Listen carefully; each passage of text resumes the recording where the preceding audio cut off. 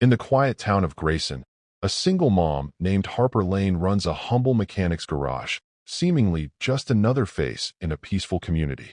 But when a ruthless biker gang known as the Grimm Sons starts harassing her and her young son, they make a deadly mistake. What the gang doesn't realize is that Harper isn't just any woman. She's a former Delta Force operator, a tactical expert with years of combat experience and countless covert missions behind enemy lines.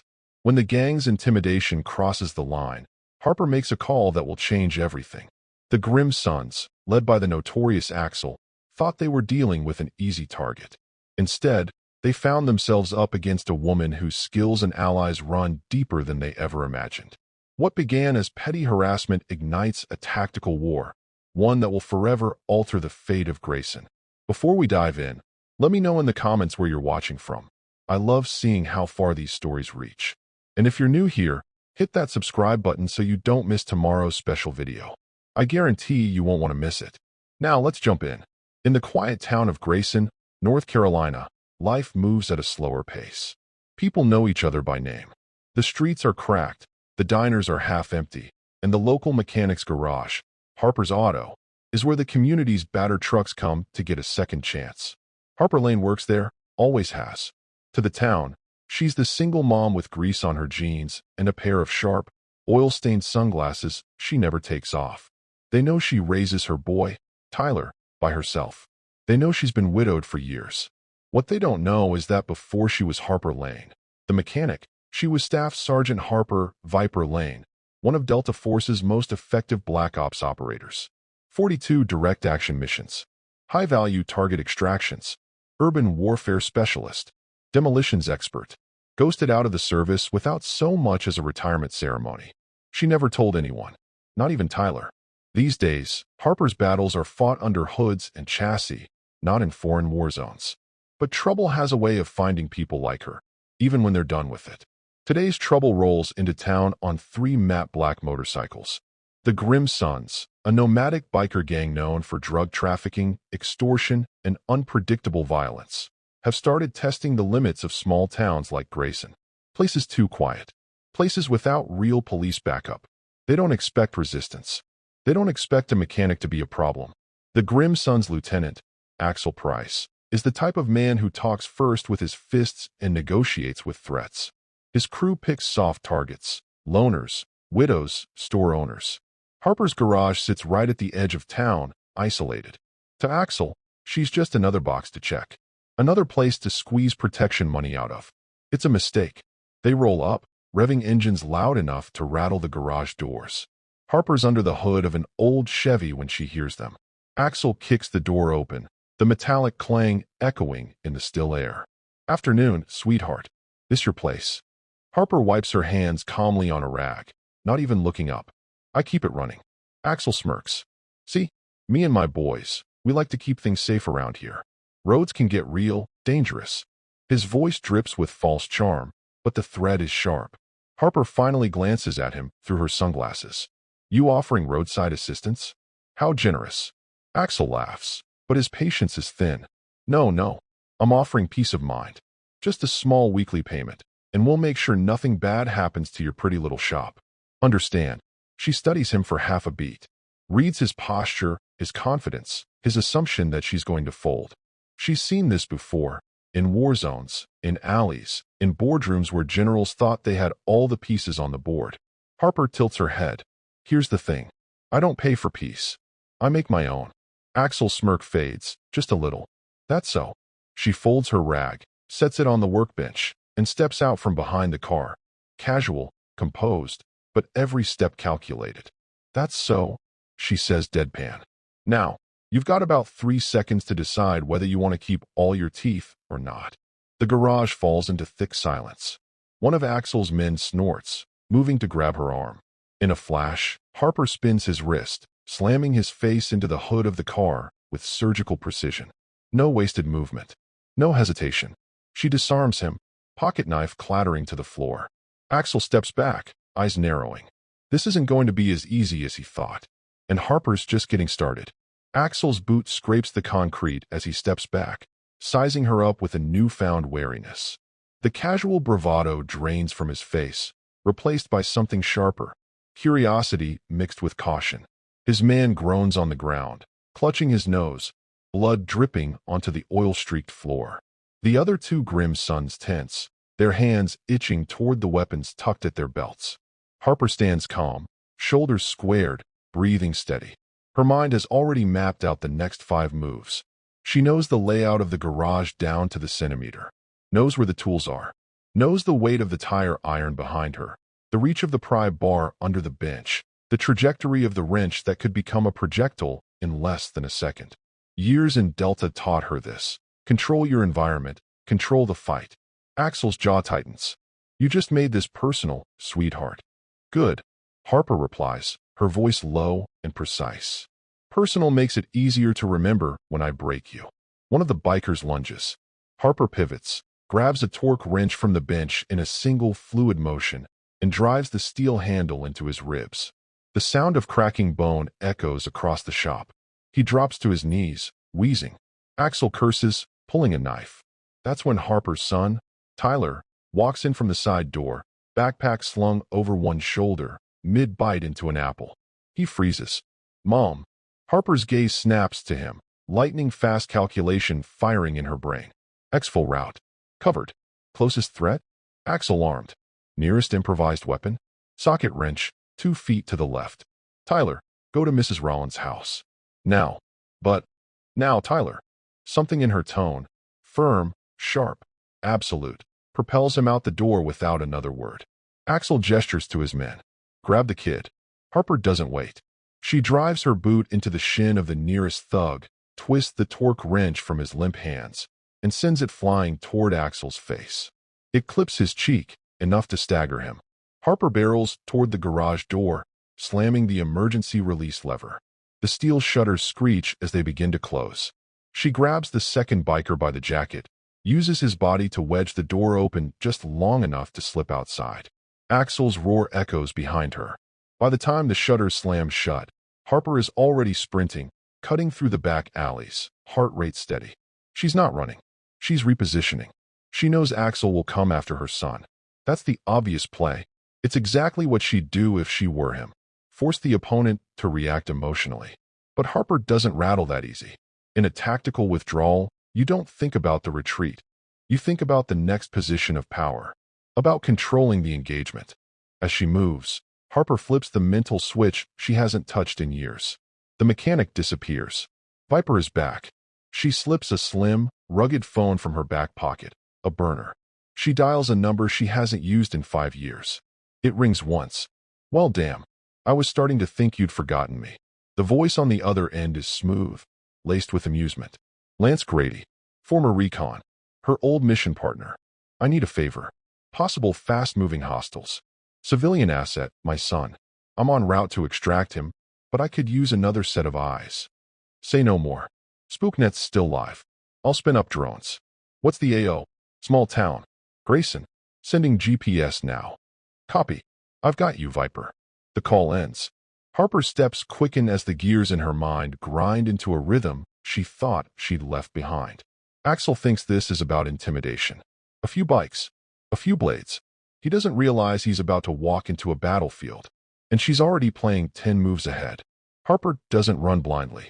Every step she takes is calculated. As she cuts through the narrow back alleys of Grayson, she's already mapping Axel's next moves. Biker gangs are predictable when they think they're in control. Axel will split his crew, one team to intercept her son, another to her house to apply pressure. That's the obvious play. Harper would have made the same call in his position.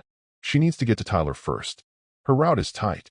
She crosses a drainage culvert, ducks through a hole in a chain-link fence, and sprints toward Mrs. Rollins' house. A safe fallback she established years ago. The house seems unassuming, tucked behind thick shrubs, but Harper knows it's more than it appears. She helped build a reinforced panic room in the basement back when her muscle memory still defaulted to defensive perimeters and exfiltration strategies.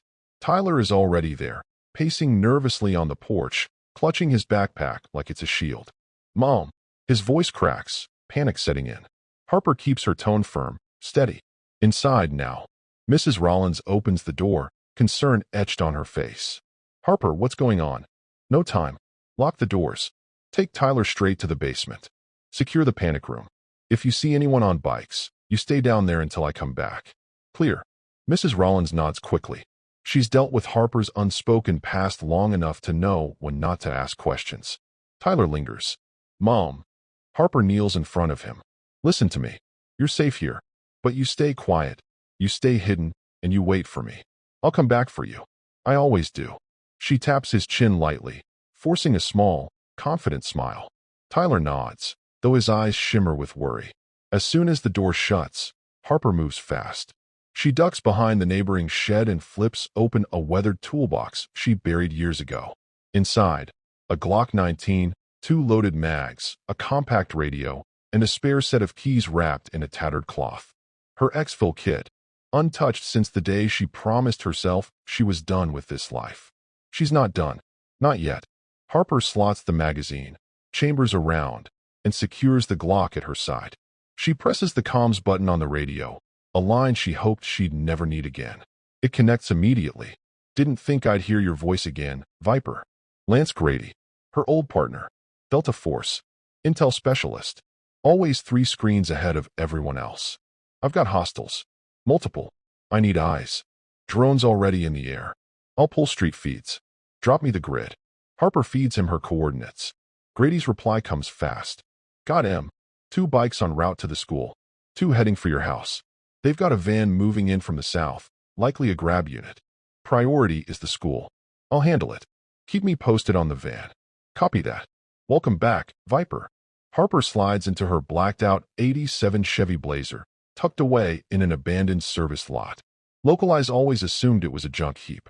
In reality, it's a tactical response vehicle, armored panels, reinforced suspension, run-flat tires. She fires up the engine, cold and smooth, and speeds toward the school. Axel's coming after her son. He's about to find out just how badly he miscalculated. The Chevy Blazer growls down the back roads, a black predator slicing through Grayson's quiet streets. Harper's hands grip the wheel tightly, her breathing controlled, her mind sharp. She's already visualizing the engagement, distance, speed, angles. She knows the town's layout better than anyone. The Grimm Sons are navigating it for the first time. Grady's voice crackles in her earpiece. Viper, you're closing in. 2 bikes, northbound, less than a block from the school. One's armed, handgun right side. Positions. One's pacing near the entrance gate. The other's stationary, posted up like he owns the place. Harper's jaw tightens. They won't see me coming. She cuts the lights and approaches the school from a side street, using a row of parked maintenance trucks for cover. Every second counts. She can't let them get close to Tyler. Grady updates. They're distracted. One's texting, the other's scanning the street. But his situational awareness is garbage. You've got an opening. Harper eyes the bikes, standard cruiser builds. 1 shot to the engine block would cripple them. 2 hits would end the threat. But Harper isn't here to scare them off. She's here to deliver a message they'll never forget. She punches the gas. The Blazer roars forward, bursting from cover like a hammer through glass. The first biker barely has time to look up before Harper clips his ride, sending both the bike and the rider sprawling across the asphalt. The second thug reaches for his weapon, but Harper is already out of the vehicle, Glock in hand. Her steps crisp, deliberate, measured. Drop it, she barks. The thug hesitates, just long enough for Harper to put a round into the pavement inches from his foot. His weapon clatters to the ground. Hands where I can see them. Now, he stammers, raising his arms. We didn't know he was your kid. Harper's eyes burn cold. That's the problem.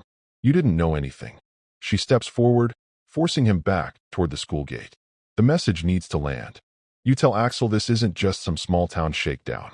You've stepped into my world now. If you so much as think about coming near my son again, I won't just put you in the hospital.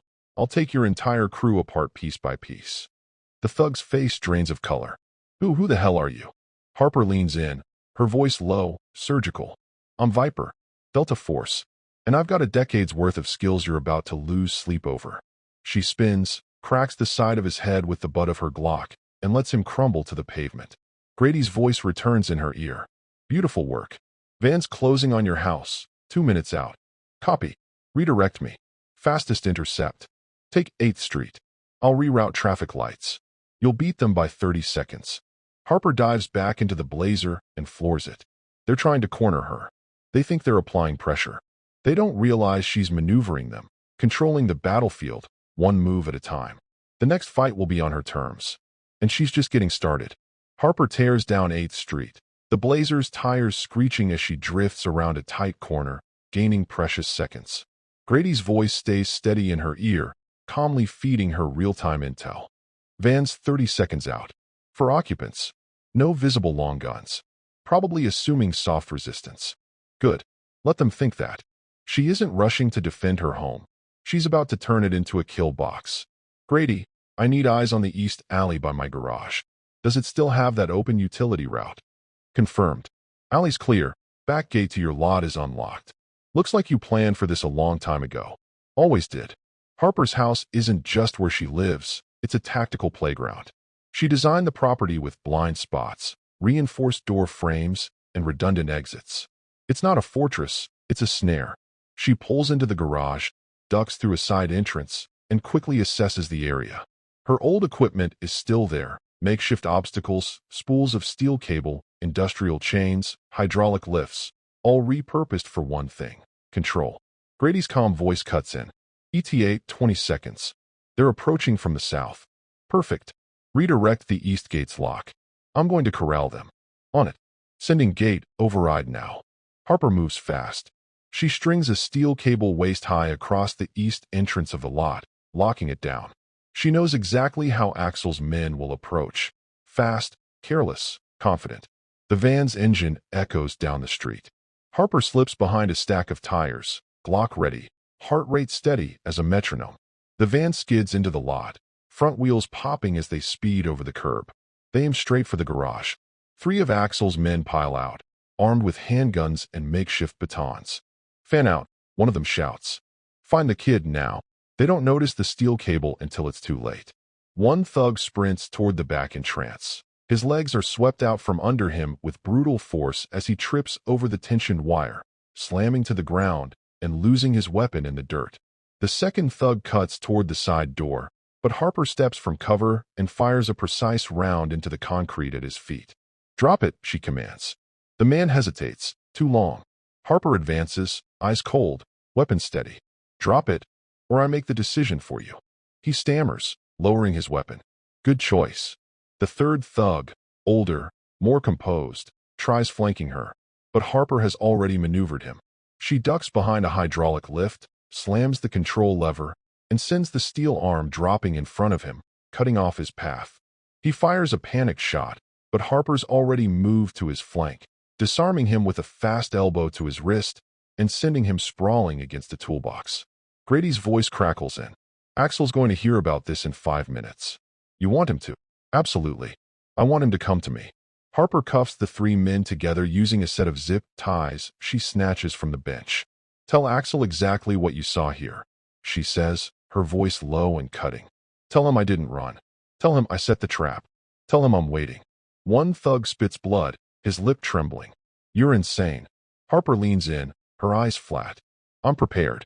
She cuts the tires on their van, tosses the keys onto the roof, and walks away without another word. The game has changed. Harper's not just surviving. She's dictating the pace. And Axel? He's about to realize he's been dancing to her rhythm all along. Grady's voice comes through sharp in Harper's earpiece. Viper.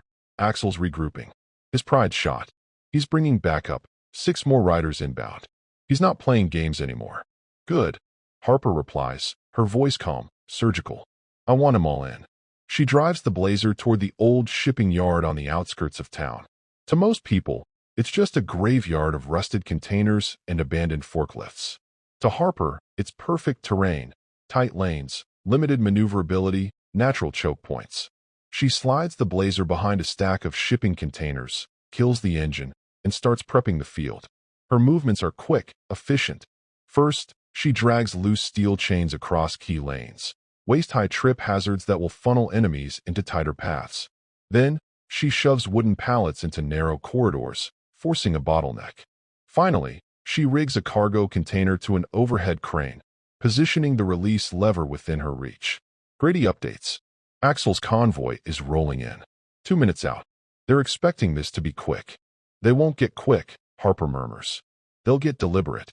She plants herself in the open center of the yard. No cover. No visible fallback. She wants Axel to see her, to think she's boxed in. The growl of motorcycles echoes closer. Axel leads the charge, flanked by 6 of his men. Each one posturing like this is their final move. Axel kills his engine and steps off the bike, spinning a hunting knife in his hand. You've caused me a lot of trouble, sweetheart, he calls out. You don't know who you're messing with. Harper's sunglasses flash in the afternoon light. That's where you're wrong.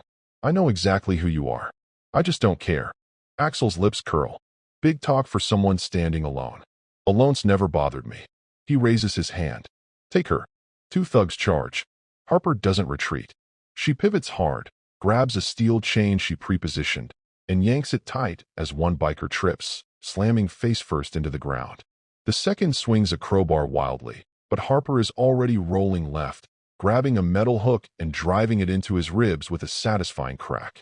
Grady's voice cuts in. 2 more flanking from the south. Got them. Harper moves fast, leading the flankers into a trap lane she's blocked with pallets. Their bikes can't pass in tandem. They bottleneck, forced into single file. Harper fires once, hitting the lead rider's tire. The bike skids out, sending the rider tumbling. Before the second can react, Harper slams the crane release lever. A shipping container swings violently, slamming into the ground behind them, blocking retreat. The second rider panics, but Harper's already advancing. She cuts the distance, drops low, sweeps his legs, and disarms him in 3 quick strikes. Axel's bravado wavers as he watches his men fall one by one. You're no mechanic. Who the hell are you? Harper steps into the clearing, Glock steady. Delta Force. And you just stepped into the wrong fight. Axel tightens his grip on the knife, but the edge in his eyes is duller now. Harper's not reacting. She's controlling every move, every angle, every mistake he's making. And she's not done yet. Axel's patience snaps. All of you, take her down. I want her buried right here. His remaining men surge forward, charging in unison, but Harper isn't caught off guard. She's planned for this collapse, anticipated that once Axel's formations broke, his men would fall back on brute force. Grady's voice cuts in, steady. You've got 3 closing hard. 2 more circling wide, trying to box you in. Let them. Harper rolls right, seizing a crowbar from the ground. She slams the steel into the lead biker's knee as he swings wildly, dropping him instantly. Without losing momentum, she twists, hooks his collar, and sends him into the second attacker, tangling them both in a pile of limbs and curses. The third man lunges with a chain, whipping it toward her head. Harper ducks low, steps inside his range, and delivers a brutal elbow to his throat, crumpling him to the asphalt. That's 3 down. Grady tracks the 2 flankers. They're moving to cut off your exit, trying to pinch you against the fence. Harper sprints toward the perimeter, her boots hammering the cracked concrete. She leads them on purpose, guiding them into a dead-end service lane. Grady reads the move instantly. You're trapping them in that back corridor, aren't you? Exactly. The first rider rounds the corner fast, gun raised. Harper sidesteps, grips his arm, and forces the barrel skyward just as he fires. The shot cracks the air harmlessly. She drives her knee into his ribs, disarms him, and slams him hard against the side of a container, knocking him out cold.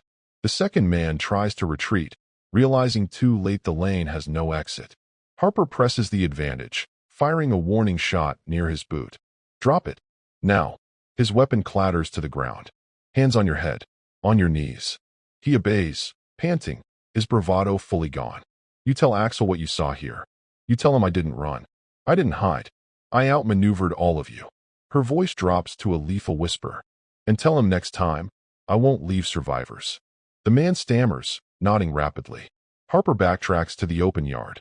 Only Axel remains standing now, surrounded by the groaning wreckage of his men. His grip on his hunting knife is white-knuckled, but his eyes are no longer defiant.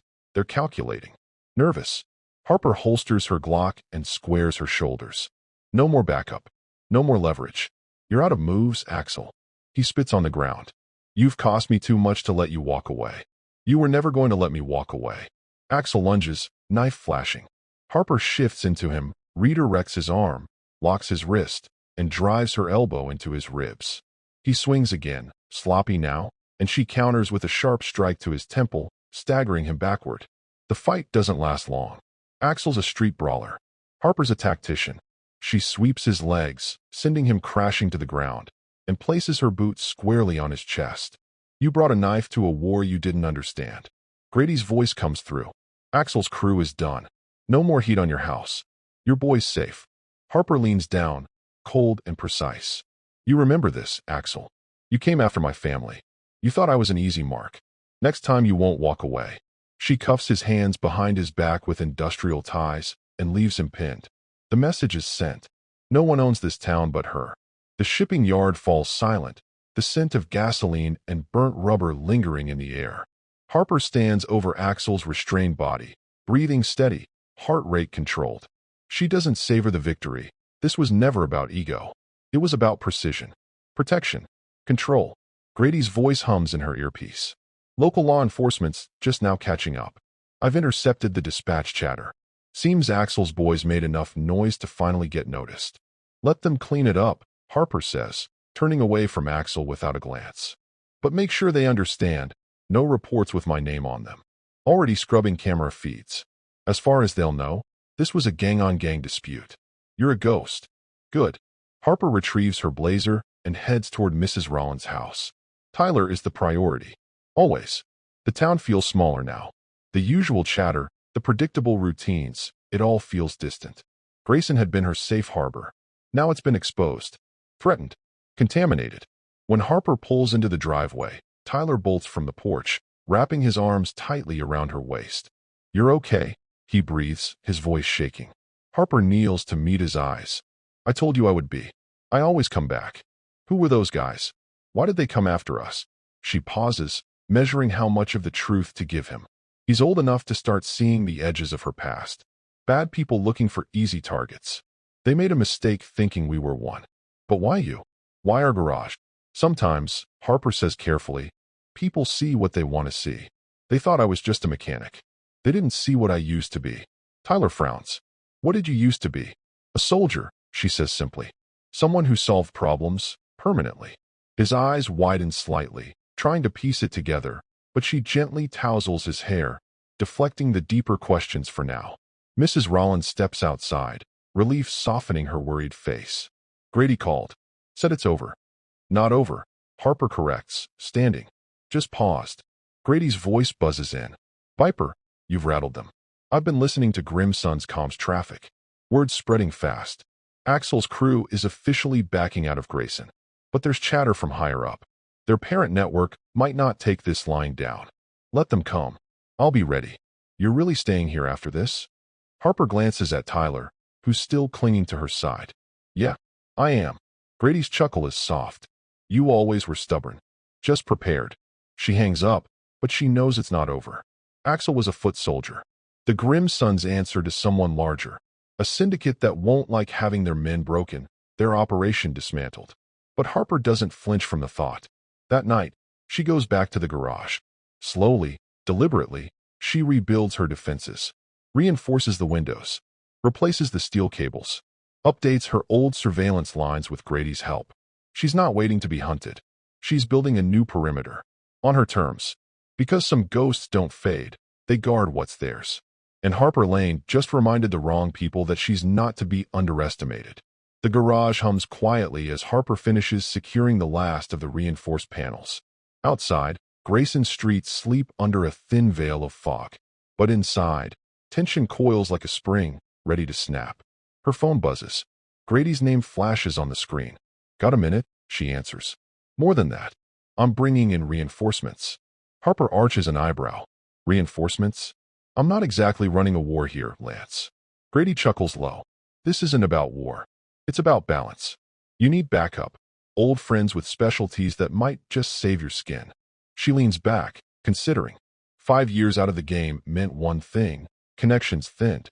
But some ties run deeper. Who? First, Maya Ghost Jensen, X-Delta Intel, and Cyber Ops. She's offline, but I've managed to ping her. Next, Sergio Wrench Morales, combat engineer and explosives expert. And finally, Captain Ellis, ex-military medic. They owe me favors. Harper's lips twitch into a rare smile. A hell of a crew. Exactly. And they're coming your way. The call ends. Harper looks around her garage, the place where she keeps her past and her present entwined.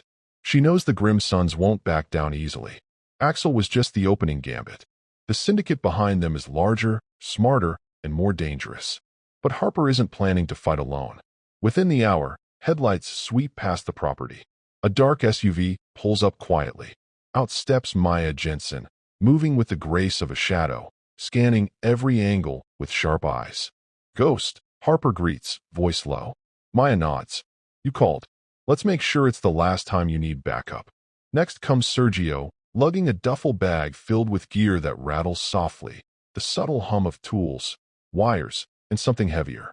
"Looks like the party's getting started," he says with a grin, setting down his bag. Finally, Captain Ellis arrives, calm and steady. "I hear you might need a medic." Harper sizes them all up, each one a specialist, forged in the fires of combat and loyalty. Together, they begin to lay out the next phase, fortifying the neighborhood, creating early warning systems, and setting traps that will make the Grimm Sons think twice before returning. Harper feels the weight of leadership settle on her shoulders again. But this time it's shared. The small town of Grayson is about to learn that beneath the quiet streets lies a network of warriors, ready to protect what's theirs. And the game is far from over. As the sun dips behind the distant hills, casting long shadows across Grayson's quiet streets, Harper Lane and her newly assembled team settle into a rhythm of preparation that feels both familiar and urgent. The calm of the town is deceptive. Beneath it, a storm is gathering, and Harper knows the Grimm Sons won't wait long before they try to retaliate. Maya Ghost. Jensen works silently, her fingers flying over a laptop keyboard. She's tapped into the town's patchwork network of surveillance cameras, traffic lights, and even utility sensors. With her cyber expertise, she weaves a digital web around their perimeter, setting motion sensors and creating a network of silent alarms that will alert them at the first sign of hostile movement. Her eyes never leave the screen as she whispers into her comms. "I've set up real-time feeds on all major access points. Anything moving inside the grid will light up instantly." Nearby, Sergio Wrench Morales moves with purposeful efficiency. He's working on physical fortifications, reinforcing doors and windows with hidden steel plates, and rigging improvised deterrents around the property. His expertise in explosives means these devices are calculated, non-lethal shocks and blasts intended to disable and disorient, buying precious seconds without permanently injuring anyone. Sergio's voice is gruff but steady as he updates Harper. "Got tripwires on the east and south perimeter. If anyone tries to sneak in, they'll know it."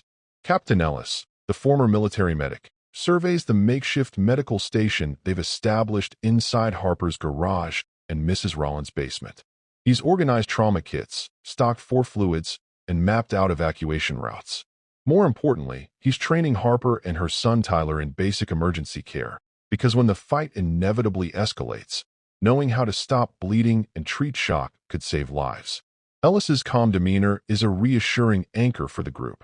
"If things get ugly," he says, "you'll be ready to patch up wounds until professional help arrives." Harper moves between them like a seasoned commander, stitching their efforts into a cohesive plan. She pauses, looking over a detailed map laid out on a makeshift table. The surrounding streets, choke points, and escape routes are all marked and color-coded. She taps her comlink. "Grady, what's the latest on the Grimm Sons?" His voice crackles through. "They're jittery, running tight ops. Axel's still down, but the syndicate's sending reinforcements. Expect at least a dozen more riders in the next 48 hours. They want to crush this fast." Harper nods, the weight of responsibility heavy but familiar. She turns to Tyler, kneeling to his level. "We're building a wall around you, stronger than anything those bikers can break. You're safe, I promise." Tyler's eyes meet hers, a mixture of fear and trust shining through.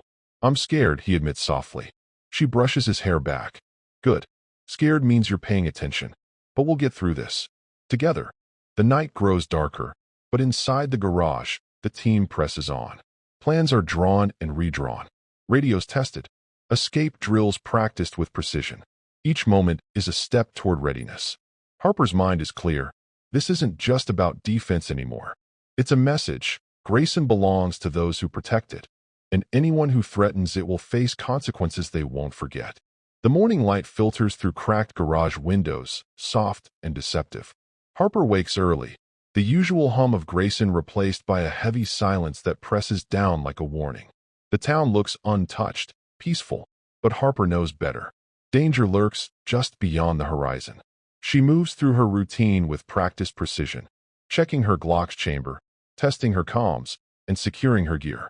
Tyler is still asleep upstairs, unaware of the storm about to break. Harper pauses briefly at the door, watching him breathe steady in his bed, and steels herself. In the back room of the garage, the team assembles around the tactical maps pinned to the walls. Maya, Ghost, Jensen monitors drone feeds, eyes sharp and scanning every shadow. Sergio, Wrench, Morales runs final checks on the tripwires and improvised deterrents, ensuring each device is armed but safe. Captain Ellis organizes medical kits, his calm demeanor grounding the team. Grady's voice crackles through Harper's earpiece. Viper, intel confirms Axel's reinforcements have arrived. They're gathering at the old mill, 5 miles out, and prepping for a full assault tonight. Harper's gaze hardens. Then tonight, we stop them. She assigns roles crisply. Maya handles surveillance and communications, jamming enemy signals and tracking movement. Sergio sets ambush points along key approach routes. Ellis prepares triage and extraction plans. Harper's job is clear: coordinate the defense, engage if necessary, and protect Tyler at all costs. The hours drag on, each second stretching thin with tension. The town's normal sounds seem distant, as if the world is holding its breath. Every creak, every distant noise, sets Harper's nerves on edge. As dusk falls, the team takes their positions. The traps and sensors hum silently to life, creating an invisible web around their perimeter. Maya's voice flickers over the radio with steady updates. Harper watches the fading light outside, the weight of her past, and the urgency of the present merging into unbreakable resolve. The Grimm Sons think this will be an easy fight. They couldn't be more wrong. Nightfall drapes Grayson in a heavy blanket of darkness, broken only by the distant flicker of headlights weaving cautiously through the streets. Harper moves through her perimeter with quiet, deliberate steps, years of training sharpening her senses. The stillness isn't peace, it's the calm before the storm. Maya's voice hums softly in her earpiece. Movement detected, 200 meters out, northwest perimeter. Small scouting party, for riders, moving slow, cautious. Harper's eyes narrow. Sergio, set the perimeter traps on high alert. No engagement unless I give the order. Copy that, Sergio responds. Already, his hands are adjusting tripwires, ready to snare any unwelcome guests. The distant rumble of engines grows louder as the Grimm Sons scouts close in, creeping around the edges of Harper's carefully laid defenses. They're testing, probing, searching for weaknesses. Harper stays motionless, hidden in the shadows, watching. She lets them approach.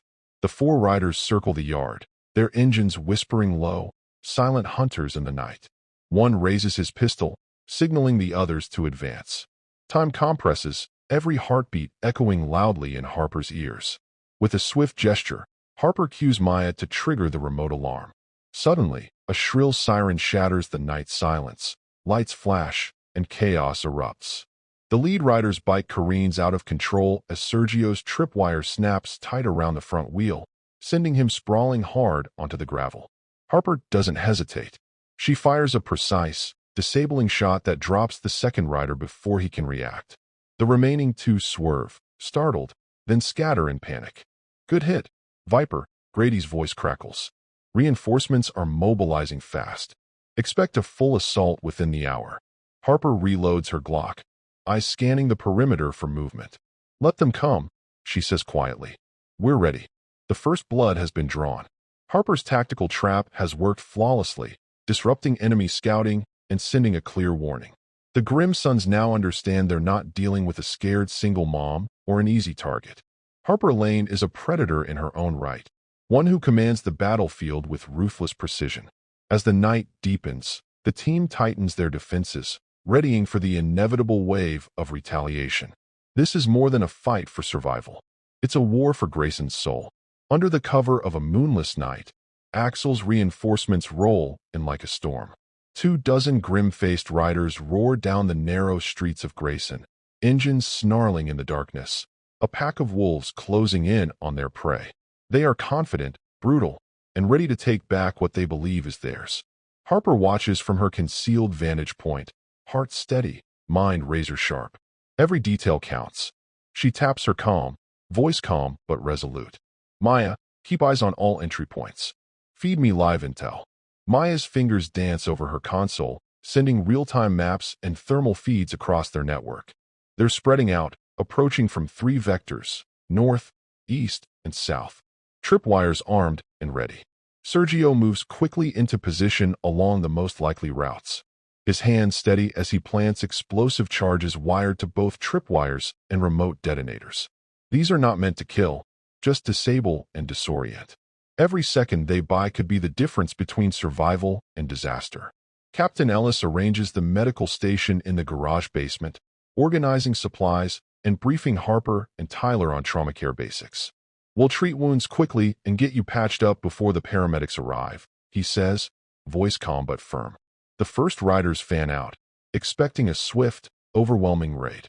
But Harper's team is anything but an easy target. Tripwires snap tight, steel hooks swing silently from rigged cranes, and piercing alarms cut through the night's silence like a knife. The first bike to cross a wire is caught, the rider thrown hard to the gravel. Another tumbles after a well-timed blast disables his engine. Harper picks her shots with deadly precision, moving through shadows like a ghost. She fires once, twice, each round finding its mark without wasting ammo or revealing her position.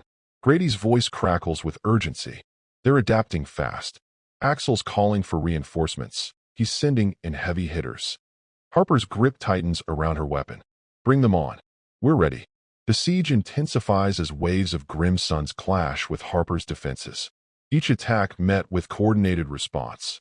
Every explosive, every trap, every bullet planned and executed like clockwork. But Harper knows this is only the beginning. Behind Axel lies a syndicate with deep pockets and darker ambitions. They won't back down easily. This war for Grayson is far from over. For Harper and her allies, survival means staying one step ahead, anticipating the enemy's moves, turning threats into opportunities, and never giving ground. Tonight, Grayson's quiet streets are battlegrounds, and Harper Lane is fighting to keep her home, and her son, safe at any cost. Night's cold shadow deepened over Grayson as Harper's team held fast against the Grimm Sons' relentless onslaught. Every wave of attackers was met with deadly precision, traps sprung with perfect timing, sniper shots dropping enemies before they could close in, and carefully coordinated ambushes that turned the tide again and again. But the enemy was cunning, adapting rapidly, shifting tactics, pushing harder into their perimeter. Maya's voice crackled urgently in Harper's earpiece. Movement detected. 5 riders approaching fast from the east. Low profile, trying to flank your position. Harper's mind snapped into action.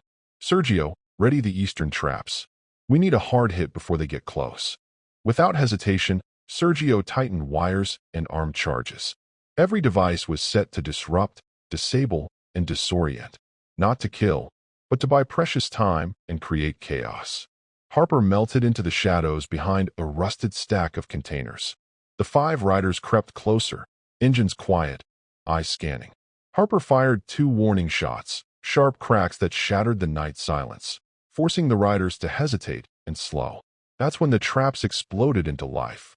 A cacophony of crashing steel and blinding flashes erupted around the flanking party. One rider's bike crashed hard into a pallet barricade. Another was tangled in wire, crashing to the gravel. The sudden chaos threw the attackers into confusion. Trying to regroup, the riders pressed their assault, but Harper's team was ready. Sergio lobbed a thick smoke grenade, the dense cloud cutting off the attackers' line of sight. Captain Ellis moved through the smoke, ready to patch up any wounded, his calm presence a lifeline in the chaos. Harper's rifle barked from the shadows, 2 precise shots dropping riders before they could react. She edged closer, severing a brake line on another's bike with a well-aimed bullet, sending him careening into a fence. Grady's voice sounded urgent. Heavy reinforcements are en route, at least a dozen more. Axel's not quitting. Harper's tone was steady, fierce. Then we show them what happens when they threaten this town. She rallied her team. Hold the line. Protect every inch. Fight smart, fight hard. The battle raged into the early morning hours. Harper's tactical mind danced through every move, predicting enemy actions before they happened and countering with ruthless efficiency. When dawn finally broke, the Grimm Sons were forced to retreat, broken and bloodied. Harper surveyed the battlefield, shattered bikes, twisted metal, but most importantly, the hard-won safety of her home. Yet, deep down, she knew this was far from over. The syndicate would regroup, and when they returned, Harper and Grayson would be ready. The first pale light of dawn creeps over Grayson, casting long shadows across a town forever altered by the night's violent storm. Harper steps out of the garage, her boots crunching softly on gravel littered with twisted bike frames and broken steel. The acrid scent of burnt rubber and smoke still hangs in the air, a reminder of the fierce battle waged just hours before. Around her, the remnants of conflict lie scattered, tripwires snapped, crude barricades toppled, and scorch marks on the cracked pavement. The Grimm Sons had come with fire and fury, but they'd met a wall of calculated defense, and it had held. For now, Harper's team moves deliberately through the wreckage, assessing the damage and gathering their scattered gear. Captain Ellis moves from one injured team member to another, his experienced hands swiftly patching scrapes, bruises, and the occasional deeper wound. His calm voice offers reassurance amid the tension. Nothing here can't be fixed. You all did well. Tyler stands at a distance, eyes wide and still absorbing the night's chaos. Harper kneels beside him, placing a firm but gentle hand on his shoulder. It's over for now, she says, her voice steady. We held the line. We're safe. He nods, but Harper sees the lingering shadow of fear in his gaze, the kind only a child knows when their world cracks open. She knows the war they're in is far from over, but for this moment, safety is enough. Maya and Sergio huddle near the mobile command post, scrolling through drone footage and sensor logs. Maya's sharp eyes identify gaps in their surveillance, areas where the Grimm Sons almost slipped through undetected. Sergio examines the physical barriers, already sketching plans to reinforce the weakest points. We'll tighten the noose next time, he says with a grim smile. Harper listens, absorbing every detail. Every mistake made last night is a lesson learned, a step closer to total control of their perimeter. The syndicate behind Axel isn't just wounded. They're angry and likely regrouping with more resources and determination. Grady's voice buzzes in her earpiece, low but urgent. Viper, intel confirms the syndicate is sending reinforcements. These aren't just street-level thugs anymore. Enforcers with heavier firepower.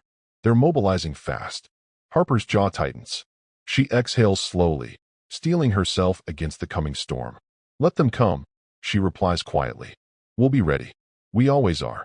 Looking around at her team, each member battered but unbroken, Harper feels a surge of pride. These aren't just allies, they're her family now. Together, they're the shield Grayson desperately needs. She turns her gaze toward the quiet streets, the houses still standing despite the night's violence. Grayson has scars, yes, but it still breathes, still fights. And so will they. Harper's voice hardens into a vow. No one threatens my family, my home, or this town. Not while I'm here. As the sun rises higher, bathing the town in morning light, Harper Lane steps back inside the garage, already planning the next phase of their defense. The battle may be over for now, but the war is just beginning.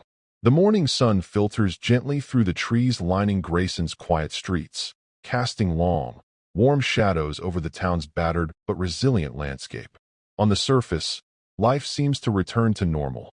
The hum of daily routines, the distant bark of a dog, the creak of a porch swing in the gentle breeze. But beneath this calm, Harper Lane knows the true fight is far from over. Inside the garage, Harper moves deliberately, her eyes sharp and unyielding as she inspects every weapon, double-checks every piece of equipment, and tightens the defenses. Each lock, every sensor, every angle of sight is crucial. Complacency is a luxury she can't afford. The Grimm Sons, backed by a syndicate more dangerous than any street gang, are regrouping, watching, and planning their next move. Her calm crackles with Grady's voice, calm but carrying a warning edge. Viper, the syndicate is consolidating their forces, They're gearing up for retaliation, bigger, faster, deadlier. This was never just a turf war. It's escalating. Harper's jaw tightens, a fierce determination setting into every line of her face. Then we'll make sure they know exactly who they're dealing with. No mistakes. No mercy. She steps outside, the familiar weight of her gear grounding her. Her gaze sweeps across the neighborhood, the homes that have stood for generations, the families who trust her to keep them safe. Some neighbors nod respectfully as they recognize her presence. Word has spread. Harper Lane is no longer just the single mom running a mechanic's garage. She's a guardian, a sentinel watching over Grayson's fragile peace. Her team assembles behind her. Maya, Ghost, Jensen, whose eyes pierce digital darkness. Sergio, Wrench, Morales, the steady hand behind every trap and fortification. And Captain Ellis, ready to heal and steady any who fall. Together, they form an unbreakable line. Harper addresses them quietly, but with iron resolve. We've sent a message to the Grimm Sons and their syndicate backers. They know we're here. But this is far from over. We need to stay vigilant. Always watching, always prepared. Protect what matters most. This town, our families, our future. Her voice softens as she turns toward Tyler, who stands close beside her, eyes wide but steady. I promised you safety, and I will keep that promise. No matter what comes next, no matter how dark the road ahead. She feels the weight of her past, the missions, the losses, the battles that shaped her, and the pull of her present, anchored by the son she loves and the community she protects. Harper's story isn't ending. It's evolving. Every day is a test of strength, strategy, and heart. The shadows around Grayson may shift and threats may rise, but Harper Lane will stand unyielding, a force forged in experience, driven by fierce love, and defined by unwavering resolve. As the sun climbs higher, bathing the town in hopeful light, a new era dawns for Grayson, one of vigilance, strength, and an unbreakable spirit. The war may continue, but so will Harper. Thank you for following this story. If you enjoyed it, please subscribe and share your thoughts below.